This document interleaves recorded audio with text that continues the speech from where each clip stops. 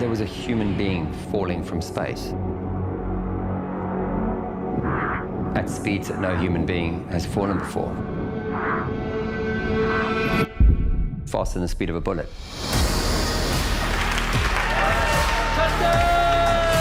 Holy, he's done it. The global effect of how far it reached took me by surprise.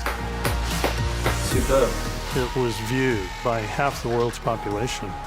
It seemed like one of these once-in-a-lifetime opportunities you don't want to miss.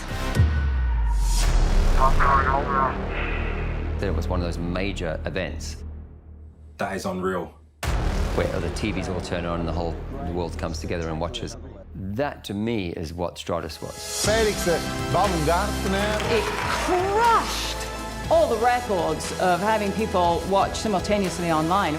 It had the chance that it could take down all of YouTube because of the concentration of the bandwidth on one singular stream, and it became a really meaningful moment in live streaming history.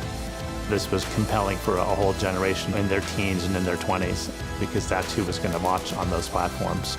We heard that from, teenagers. Thank you. You gave us our moon landing. This was history in the making. Who wants to miss a second of that?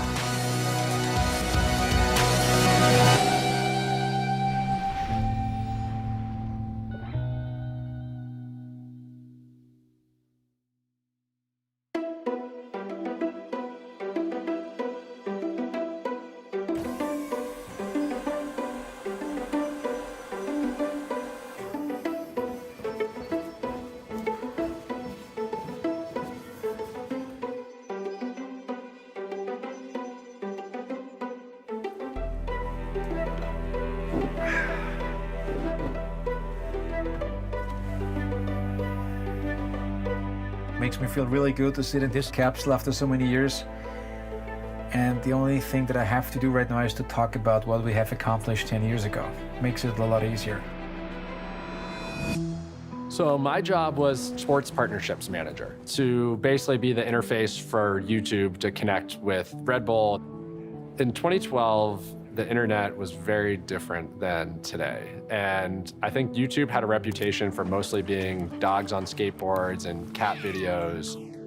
Live streaming was definitely not normal. We'd done a few live things on the YouTube platform prior to the 2012 Stratos jump. The most meaningful metric that we were looking at was how many concurrent viewers were watching this event. That's how many people were watching at the same point in time. We had the Olympic Games from London. I think it was probably the 100 meters around Usain Bolt with about 600,000 live concurrents. We'd also done a few presidential debates, probably same numbers, 300,000 to 400,000 live concurrents, but nothing massive that really tested the system. So one of my colleagues, Tim Katz, came to me one day with this idea that Red Bull wanted to do this Stratos jump. His reaction was a little bit, are you crazy to expose us to this kind of risk? We could see Felix die on screen, not to mention a pretty incredible technical challenge of how do you even get video cameras 23 miles up in the air to film this? This is not just a capsule that protects me inside the capsule, it's also a flying TV studio, because what we wanted to do is to strap people into that seat on the edge of space and let them experience what I experience. All right, stand up on the exterior step.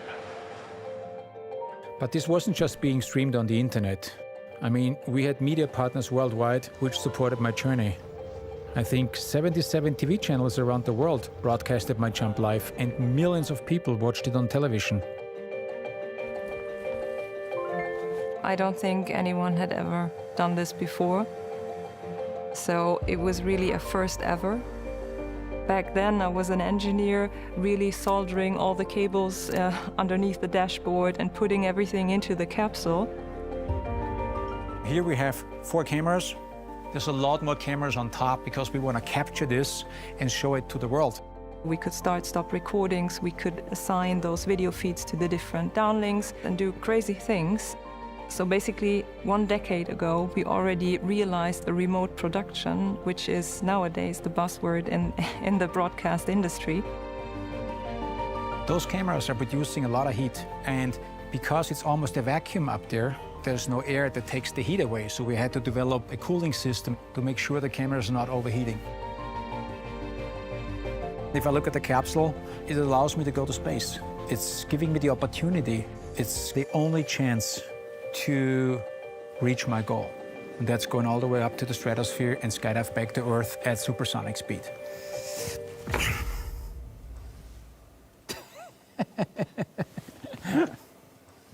I really appreciated the fact that we have a capsule that protects my life all the way up.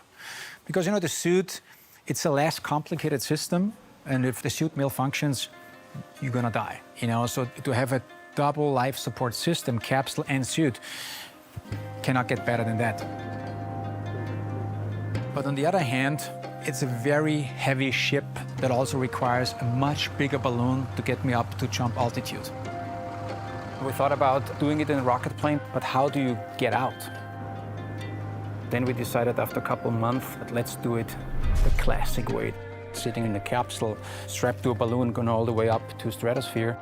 It's a piece of plastic, pretty much 33 times a soccer field, 2 times as high as the Saturn V rocket that they used for going to the moon.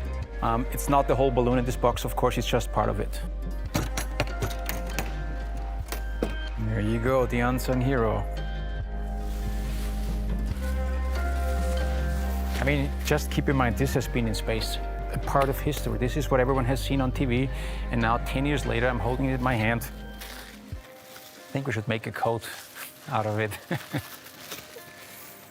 It's very fragile, you know. It's 10 times thinner than a sandwich bag, so it's very easy to destroy it. So we had given a budget for weight of 500 pounds for camera gear. We ended up with 1,500 pounds of camera equipment. It was a lot of gear. This was the largest manned balloon ever flown.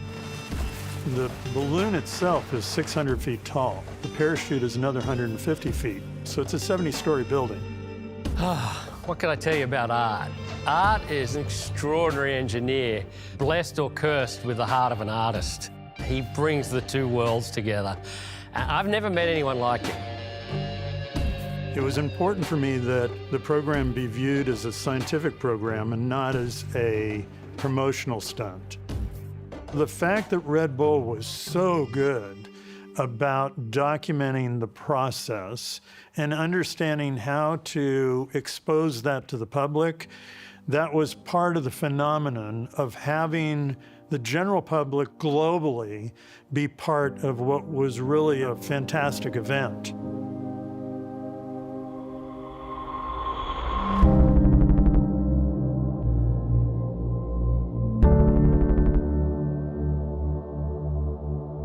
So a year after my skydive from space, my mom gave me a drawing that I completely forgot about. I did it when I was 5 years old. It's me hanging underneath a parachute, and it looks like I'm really high because I'm right next to the sun. You don't even think about skydiving or breaking any records at the age of 5. But it looks like there was something in my mind already growing, like a seed that you plant somewhere. I do think there was some sort of premonitional value to what he was imagining himself doing in years ahead. He was going to be a different human. He was going to try things differently. He was going to carve his own way. I started skydiving when I was 16 years old. It was a childhood dream. From the very first second when I jumped out of an airplane, I could feel this is where I belong to, this is what I wanted to do for the rest of my life. I think skydivers and base jumpers in general, we're a little different, right? We see things a little differently. Things that outside people who don't do what we do think are like, oh, that's a big deal, you almost died.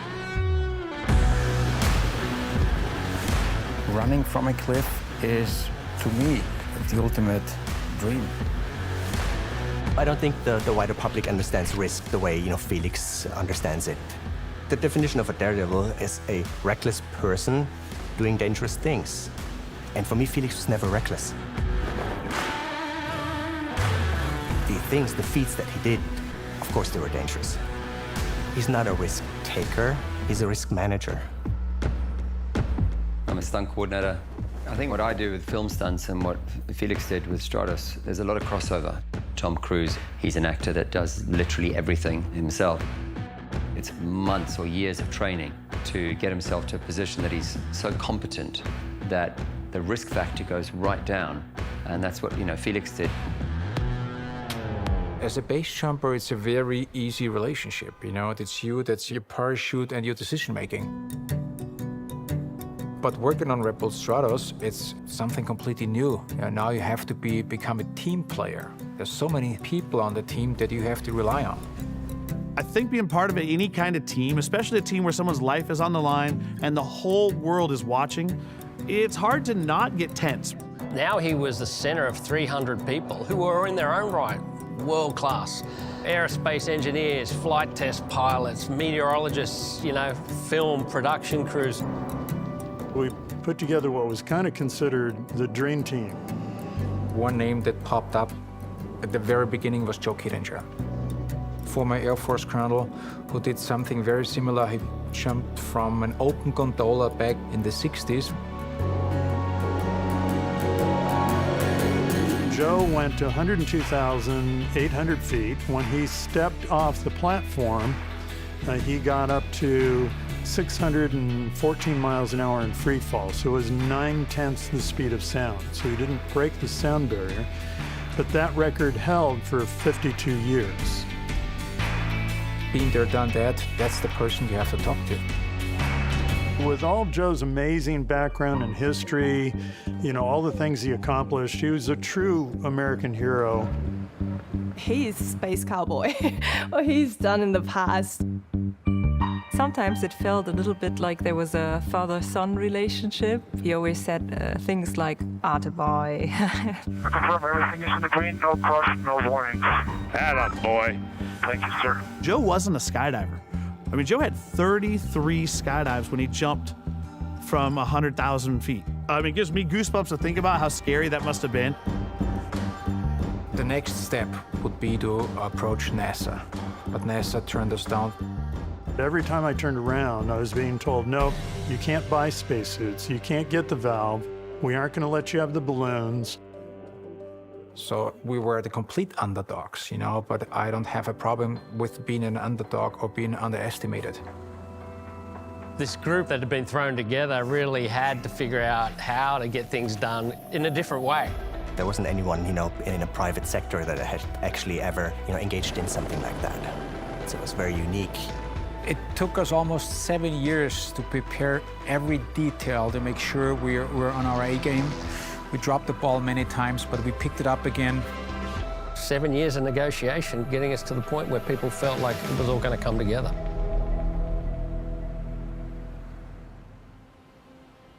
It was shocking showing up on site in Roswell, New Mexico.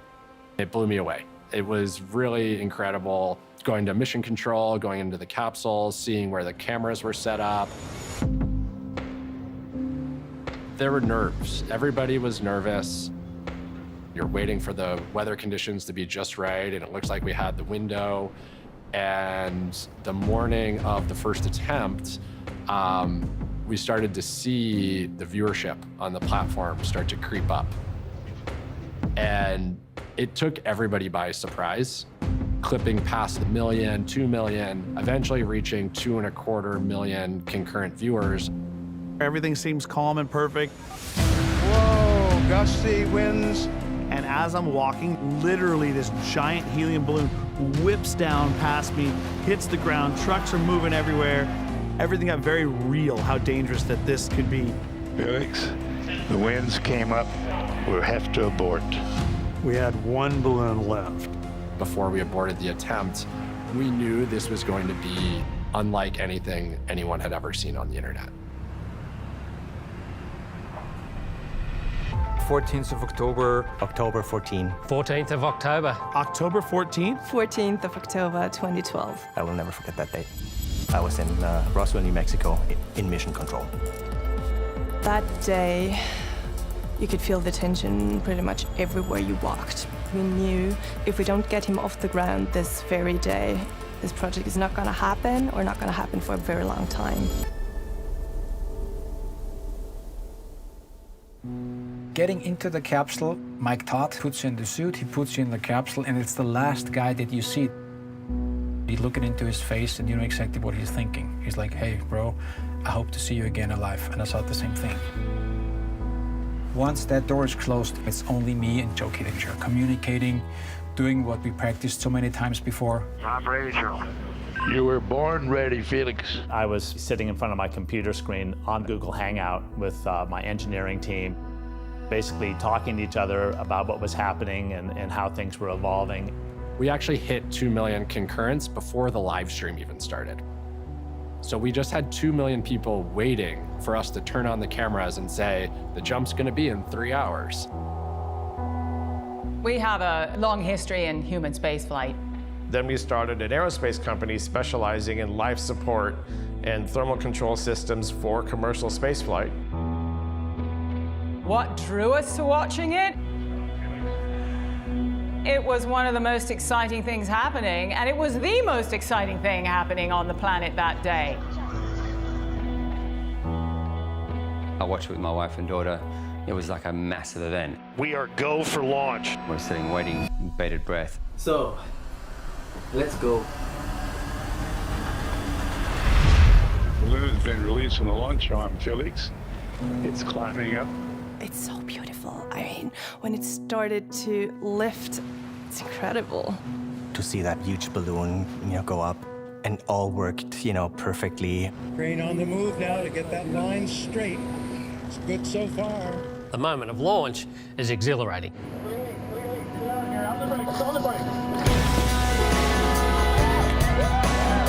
Release. My arms were up in the air, I was screaming and yelling. It was fantastic. It looked sculptural, like a piece of art. It was a magical moment.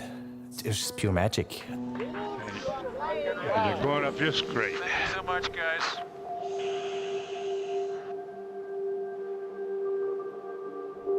Once you take off, you need to keep that balloon in shape all the way up to jump altitude. I want a camera on the balloon. The first 3,000 feet, it's called the death zone.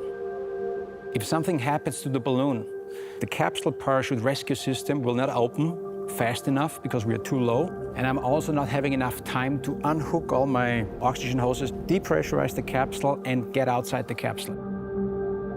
If something goes wrong, he's dead. Watching as an audience, you just see it floating up and think, oh, well, it's still quite close to the ground, so it's not dangerous yet. But that was actually the most dangerous part, apart from the free fall. We were feeling a dual stress. There were a lot of issues that could have gone wrong on the streaming side and a lot of issues that could have gone wrong on the Stratos jump side. And we were worrying about both of those. You swing from this staggering sense of exhilaration and achievement to a real kick in the guts check of reality that, wow, now we've got to make it through this first phase. I was properly trained to do everything by myself, But still, you want that calming, deep voice from Joe Kittinger talking to you because it calms you down. Doing great on that cabin. You're doing great. Everything looks green. It made sense for me that Joe be the voice that spoke to Felix, because who better but the guy who actually did the jump in 1960? Reaching a certain height was crucial for us to know, okay, now it's gonna work. So we're pretty much out of the worst of the danger zone. Once we had that, it's like the first relief. So as time went by, Felix kept getting higher and higher in the sky, and our live concurrent viewer count kept getting higher and higher too. Wow. But we also thought we should plan for potentially as high as 5 million concurrent viewers for the final jump attempt, which we thought if we exceed 5 million, it had the chance that it could take down all of YouTube. At one point in time on my Google Hangout, we got to the 3 million number, and I kind of threw the question out to the team. So everybody, we're at 3 million live concurrents. So what do we do now? And I think one member of the engineering team said back to me, we're not sure. And that was a little scary. Overall, exciting just to watch that altimeter. Check, check, check, check, check. He's doing his job. feels like it was yesterday. Everything feels familiar. Doing great on that altitude, Felix. Good job. There's a lot of stuff going on in here. Everything makes sense, so there's no luxury items here. Everything that's in here has a function. So if you want to start right here, there's our light inside. It's mostly for the cameras. We have 2 radios here for Capcom, so I can talk to Joe Kittinger and everyone else. I had all the checklists here on the door. I have everything memorized. We had intentionally made the life support very pilot operated. The idea is that if something happens with the communications or the radio, he's got to be able to operate the 87 switches. The worst moments are if your mind is not occupied. So you're sitting there, you're waiting, you know, you have all those negative thoughts. What if something goes wrong? What if something malfunctions? What if I don't perform well? There's just so many things, you know, because the whole world is watching. I think that's incredible, to mentally control all your anxiety. I think that would have taken a lot to get to a controlled and calm place. I spent a lot of time in that capsule. It's always miserable hot, very uncomfortable, very unpleasant. And that's why I look at the capsule as an enemy first, same with the pressure suit. You have to reprogram your mind, see this as your friend, because the only way to go up into the stratosphere and skydive back to Earth at supersonic speed is if you wear that suit. The reason why you need a pressure suit above 63,000 feet, it's called the Armstrong line, your blood starts to boil at body temperature. That's why you need to have pressure around you. You have a pressure dial right here, you turn it all the way up and the suit will completely inflate. When he's pressurized, you're super limited mobility. You can't move. You can turn your head like this, but you're not putting your hands, you know, and doing whatever you want. Because I start getting anxious inside, claustrophobic. It's hard to breathe inside a helmet like this. At 68,000 feet, Felix said, I think there's a problem with my faceplate heating. I do not think I have face heating. Sometimes it's getting foggy when I exhale. Joe, how do we proceed? This is very serious. Look at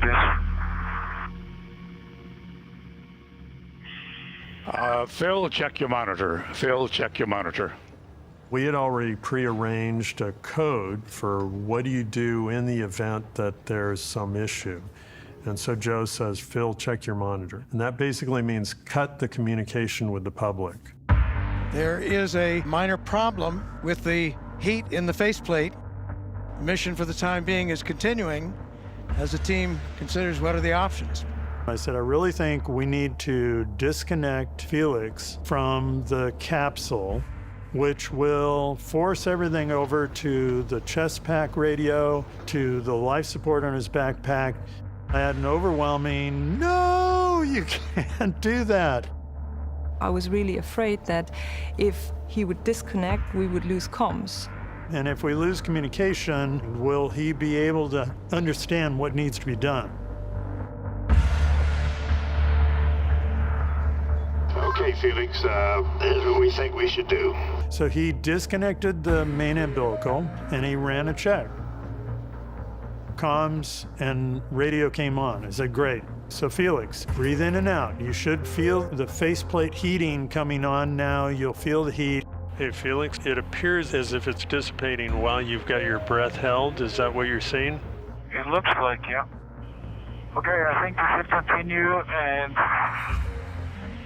hopefully our chest pack face shield heating is working. I said, we just went from 68,000 feet to 118,000 feet. So you're already past Joe. You've already passed his record.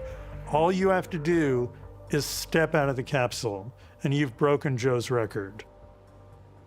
We had just continually gained audience, gaining, and then right at the top of his ascent, the speed at which we were gaining users to this live stream was like nothing any of us had ever seen before. At which point, we don't really know what's going to happen, and we don't have complete confidence that our systems will hold up. Okay, Joe, I'm ready.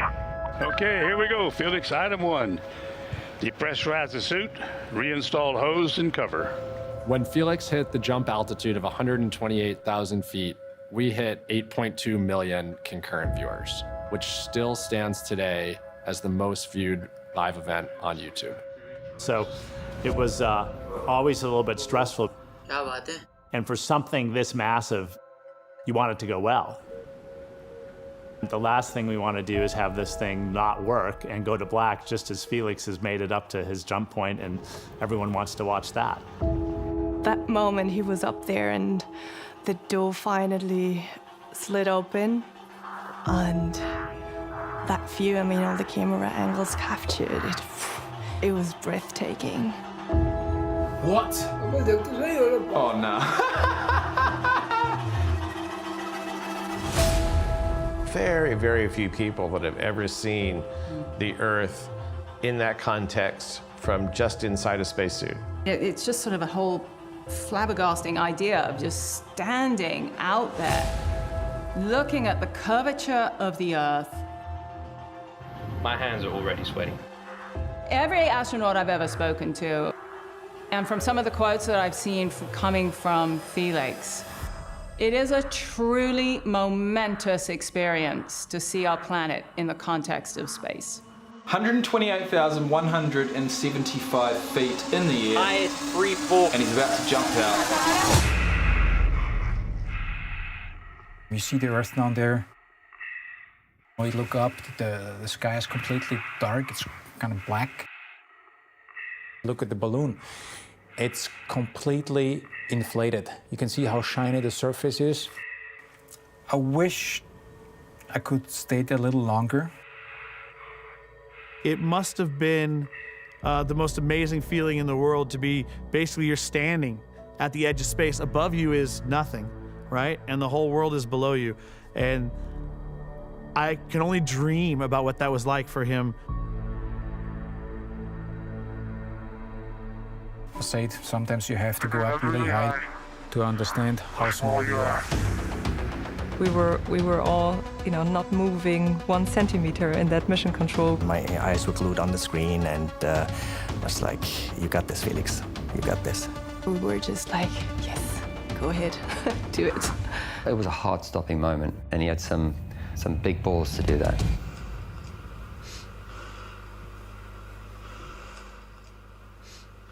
I've never seen the whole thing because I never watched it. Here we go. I'm going over.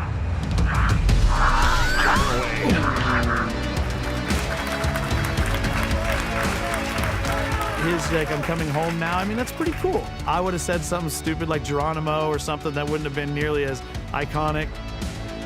If you look at the exit, it's nice and clean. Couldn't be better. Joe told me, Kittinger, the molecules bump into each other once a week up there. They're so far apart. That's how thin the air is. So when Felix steps off, any momentum that he puts into his body is going to carry it for the next 40 seconds. Felix left the capsule as perfect as we drew up. It just starts falling, falling, falling. Felix told me a year or so before that he wanted to do a backflip off of the capsule because that's one of his signature moves. And I said, well, Felix, if you do a backflip, you will most certainly die because you will not stop spinning. And then for me, the next critical point is when does he have control?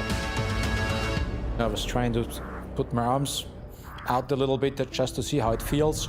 Because of the fact that a lot of those scientists said prior to the jump, you're gonna spin like crazy, and the other half said, we don't think anything is gonna happen. I was mentally prepared to spin, but I was hoping that I'm not gonna spin. We had physicists from all over the world writing us, please don't let him do it, his arms and legs will come off. Joe would write them back, thank you for your concern, you may want to double check your calculations. The first 25 seconds, it looked like everything's under control, so I thought at that moment, I still remember, like it was yesterday, hey, everything is cool, At that moment, it slowly starts to spin, it's getting faster. There you go. All of that's happening while he is breaking the speed of sound, going, Mach, 1.2, something like that. It was exhilarating to see Felix get to 843 miles per hour. That was our goal. I wanted to be the first human outside of an aircraft breaking the sound barrier. Was that him breaking it? Yeah.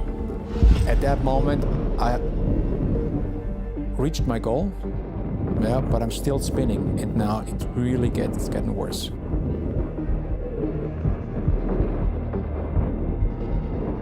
And now it's on me to find out how to stop that spin. You have to find a solution while the whole world is watching. Please go ahead. I remember watching this with my family, and when he started spinning out of control, I was standing up. I was like, come on. Then I was trying to move my arms around a little bit, just maybe it does something. And then it stopped for a second. And at that moment, I thought, okay, that was it.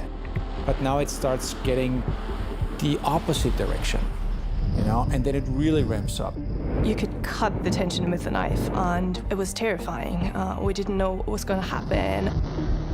Eva, Felix's mother, she had tears in her eyes. You could see the fear. To really understand what it means for a mother in that very moment, I think you have to be a mother and having to have a kid who does things like that. Felix gets in this position, he flips over, he goes past center. Now he's on his back. So all of those moves that we had practiced, all of those jumps, him and I, of what to do in a spin, everything's now backwards. In that moment, Felix puts out the correct hand to stop the spin, but doesn't wait long enough. I can't even imagine what it's like. And his sun's spinning around and it's black sky. It's intense. It's kind of a helpless feeling because as a skydiver, when you spin around, you immediately know how to stop by using the air to your own advantage. But here you have no air. It's not a very comfortable situation. Plus, if it gets faster and faster, at a certain RPM, there's a lot of blood going into your head. It's called a readout. If all the blood is getting pushed in your skull, there's only one way for the blood to leave your skull, and that's through all the eyeballs. That means they pop out.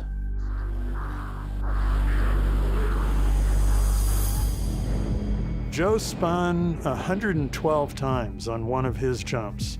He experienced minus 12 Gs.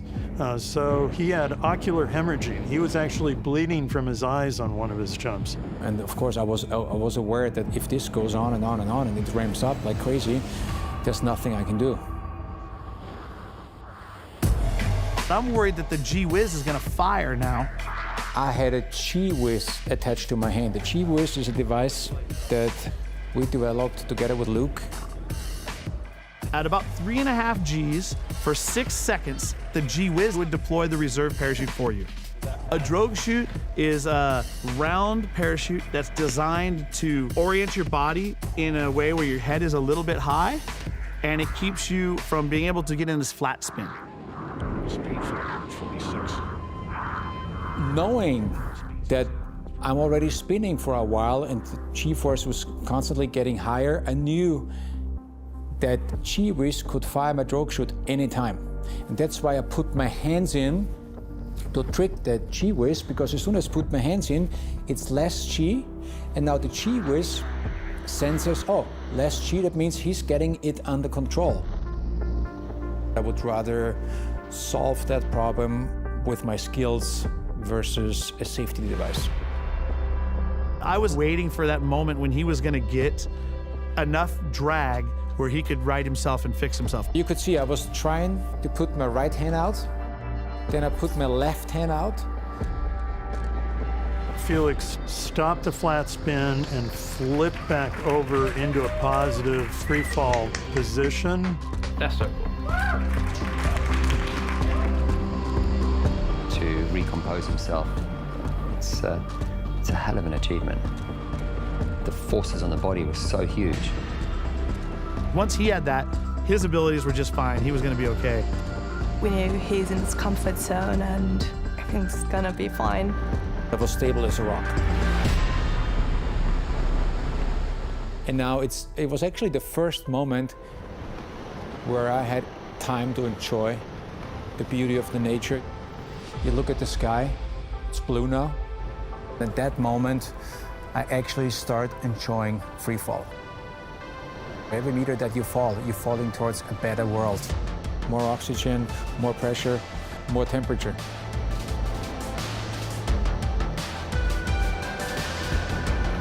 But you're still so high up.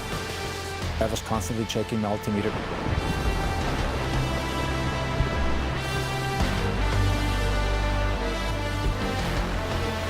And then you saw the chute just pop. There's the chute. There's the chute. And I mean, at that point, it was, oh my God, game over. We've done it. He's done it. I think this is probably a moment where there's two guys on the team have been really relaxed, and that's me, because my parachute opened, and Luke Aikens, because he packed that parachute. I was a little bit worried that all of my skydiving community is going to see my opening that I packed, and it was going to be line twist or not the best opening, you know, and I was going to hear about that for the rest of my life. So I was really happy when it was a perfectly nice opening. Now this is a very important moment. Very first time after hours and hours inside that spacesuit that I'm breathing regular air. So now I'm reconnected with the outside world. So the visor is open, I can breathe. I'm back in the real world. I love that moment, and that's in my mind forever. And I was so worried about my landing, because after everything works perfect, I really want a clean landing.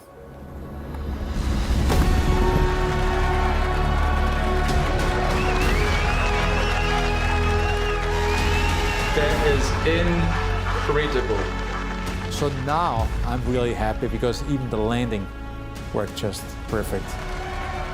When he landed, he dropped to his knees, and he recognized what he just achieved. That was when I really felt for him and got the goosebumps.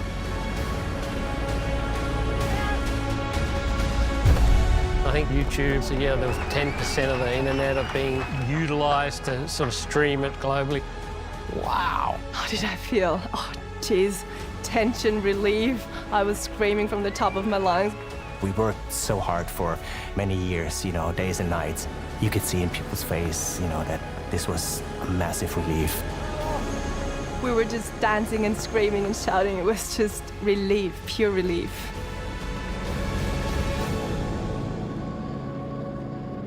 I went behind the tin shed, the shed that we used to prep the capsule in.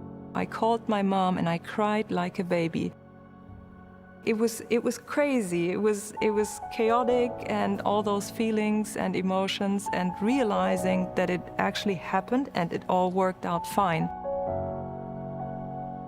And I remember looking around the room and thinking, wow, these people have been such an important part of our lives, and it's probably not going to potentially see many of them ever again. You know, there's this sort of realization that, you know, it's over.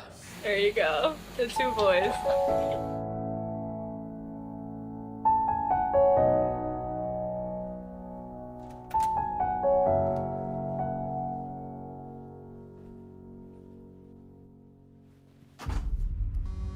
When I looked at my phone, my inbox was blowing. I think I could see every second, duck, duck, duck, duck. I knew that people felt that it was an extraordinary event. I knew people had been paying attention. I was blown away by how many people had tuned in. We went on the media tour. You know, wherever we went, there were people. There were people lining up in front of the hotels at 4 o'clock in the morning waiting for Felix, you know, to sign autographs. Wherever we landed, whatever airport it was, you know, there were people lining up. It was big. It was big. Well, talk about a leap of faith. There is no question that he's a brave man. This is something that had never been done before. When I met Felix, I didn't know it was Felix, the guy that fell from space. He's very humble.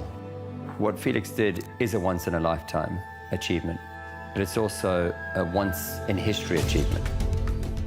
If you accomplish something so unique, awards are coming your way. It's so surreal if you go on stage and there's top Hollywood celebrities. You're standing in front of Morgan Freeman, and you know the guy because he's one of my favorite actors. John Travolta, for example, awarded me with Living Legends of Aviation. You're standing there and it's like mind-blowing. I have received many awards in my whole entire life, but this one is special. For us at Google and YouTube, perhaps for Red Bull too, it was like, wow, we could pull off an amazing event that a lot of people just felt was crazy initially to do. We could distribute it to everyone who wanted to see it in the world if they had an opportunity to get onto the web. Within the first couple of weeks, we saw over 100 million playbacks of the event. And now, 10 years later, we've seen almost 1 billion views of content from Red Bull Stratos. It had proved the point that there was an audience that we didn't think about at that point. And I think this was sort of like the early phase of what digital media and social media has become. Salute to our man Felix. Live streaming is a part of daily life now for billions of people around the world, and Stratos really paved the way for what was possible. Then we were nominated for an Emmy, and we all went to New York, and well, we actually won. Which was super exciting too, but it was a bit of a surprise, but a nice surprise. We've really reused the technology from the Stratos project. The concept that we applied has really realized more cameras in events like that, which also leads to more perspectives for viewers. Red Bull Stratos did change my life. I got that job where I did from 25,000 feet with no parachute straight because of the work I did on Stratos. That's pretty amazing that that jump changed my career and put me in a different category. Oh my goodness.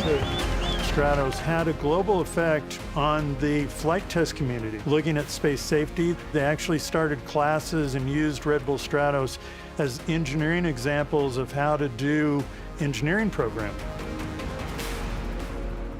A couple years after Felix does his, we have Alan Eustace go up and he breaks Felix's altitude record, which would have not been possible without all of the learnings we had. And Alan was very cool because, hey, I took everything that they learned that I could get my hands on and I read it all and I applied some of that stuff to my project. While Stratex beat the altitude record, we didn't beat Felix's speed record. What was learned from Stratos, I think, enabled us to do Stratex safely, and the technology that kept us from spinning up during the descent was a direct result of the work that Stratos did. The legacy, for me, for Red Bull Stratos, is pushing the boundaries of what's, possible for a human being. We openly disclosed all the scientific data that we generated and provided to the world. What we learned, from that project and how that can be applied in those programs now, that is massive. The life support system that we designed on the capsule actually used the technology and data to change the configuration for life support for things like the U-2. And the end result was a plane that was built in the 50s, now flies at a cabin pressure equivalent to 15,000 feet, and they eliminated any kind of decompression sickness or disorientation in the pilot. It showed that there's a huge interest in human spaceflight done by private companies, not just government space programs. And it laid out a technical pathway for us to go forward with other projects that built on what was learned at Stratos. Red Bull Stratos captured everybody's imagination. They saw all the trials and tribulations we went through, potential issues and dangers, because going up to near space is a very dangerous environment. That's the only way that the world advances is by people pushing to the next level. And Felix has a giant page in the history book of opening that door for people. A human putting themselves out in front of the world with a challenge that at times was beyond them. I meet people every day, from kids that were in grammar school to adults who are in the flight test community to astronauts that would tell me and share their stories and share how it inspired them to do or be part of something. If I want to teach my kids something, and something I really learned from Stratos is go out and do what you love and find your own wings.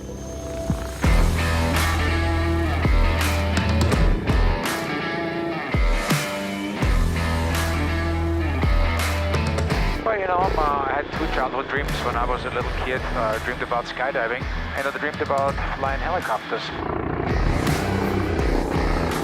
But my parents were not rich. I didn't make a lot of money. So that's the reason why I had to wait for a long time. It looked like my dream has never become reality. I want to show you my parents' house. Most of the time when my mom hears a helicopter, she runs outside and she waves like crazy. So let's see if it's the same thing today. She's outside. See her waving?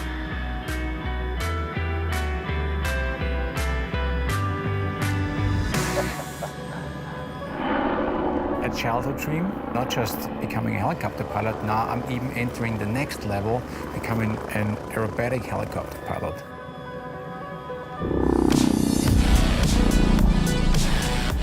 The machine becomes you and you become the machine.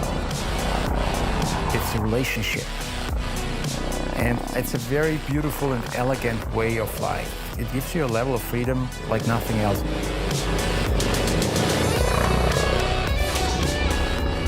Felix and I are both helicopter pilots and we share that passion, but there are not many people that can do what Felix does in a helicopter. Doing full loops, rolls, and the way Felix does it, I only know two. And that's why I'm not going with Felix in the helicopter as many times he's invited me to go with him. I want to take this to an extreme level like it did in skydiving. I started as a regular skydiver, took it to an extreme level, and I want to do the exact same thing on flying helicopters.